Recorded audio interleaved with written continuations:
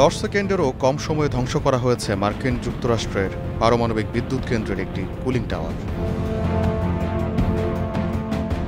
গত 18 সেপ্টেম্বর দেশটির টেনেসির হার্টসভিল শহরে ভোর 6:30টার দিকে পরিকল্পিতভাবে বিস্ফোরণের মাধ্যমে গুঁড়িয়ে দেয়া হয় কুলিং টাওয়ারটি।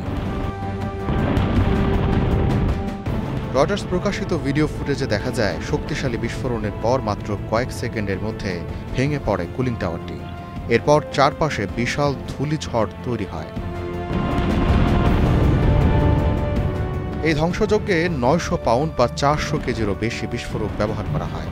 বাতিল হয়ে যাওয়া হার্টসভিল পারমাণবিক বিদ্যুৎ কেন্দ্র প্রকল্পের অংশ ছিল এই কুলিং টাওয়ারটি। বিস্ফোরণের সময় পরিবেশ আর নিরাপত্তার বিষয়ে দেয়া হয় সর্বোচ্চ গুরুত্ব। মূলত এই ধরনের স্থাপনা ভাঙতে ব্যবহার করা হয় ইমপ্লোশন পদ্ধতি। এতে বিস্ফোরক এমনভাবে ব্যবহার করা হয় যাতে কাঠামো বাইরের দিকে না ছড়িয়ে ভেতরেই ভেঙে পড়ে। এতে ধ্বংসাবশেষ একটি নির্দিষ্ট সীমার মধ্যে থাকে, যা পরবর্তীতে পরিষ্কার করা সহজ হয় এবং আশপাশের এলাকার কোনো ক্ষতি হয় না। হার্টসভিল পারমাণবিক বিদ্যুৎ কেন্দ্রটি 70 দশকে নির্মাণ শুরু হয়। নানা কারণে এটি শেষ পর্যন্ত বাতিল হয়ে যায়, ফলে কুলিং টাওয়ারগুলো অব্যবহৃত ছিল বছরের পর বছর। অবশেষে সিদ্ধান্ত হয় বিশাল এই কাঠামো সরিয়ে ফেলার।